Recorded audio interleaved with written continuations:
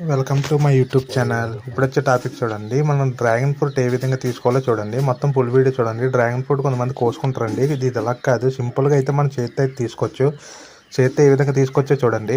సింపుల్గా తీసుకోవచ్చు అనమాట. ఫస్ట్ ఆ పొరలు అయితే 2, 3 పొరలు, 4 పొరలు ఉన్నాయండి. ఆయన తీసేసుకున్న తర్వాత సెంటర్లో నుంచి ఒకటే పెద్ద పొర లాగాలండి. ఆ పెద్ద పొర నుంచి చూడండి సింపుల్గా కింద నుంచి లాగి బద్దలాగా మొత్తం సింపుల్గా వచ్చేద్దండి. సింపుల్గా లాగేయచ్చు అనమాట. పండు అంతా చూడండి గ్లోత్గా ఏ విధంగా వచ్చిందో పండు.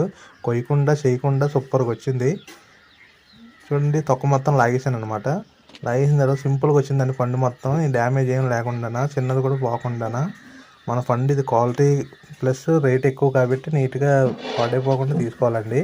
ఇప్పుడు చూడండి 4 పలకలు కోసుకోవాలన్నమాట. మనం 4 పలకలు కోసుకొని ఈ విధంగా చేసుకోవాలన్నమాట. మనం పండుని అయితే డ్రాగన్ ఫ్రూట్ని అయితే ఈ విధంగా తీసుకోవాలండి. చూసారా డ్రాగన్ ఫ్రూట్ అయితే ఏ విధంగా తీసుకున్నామో. అలాగే నా వీడియో నచ్చితే లైక్ చేసి సబ్స్క్రైబ్ చేసుకోండి.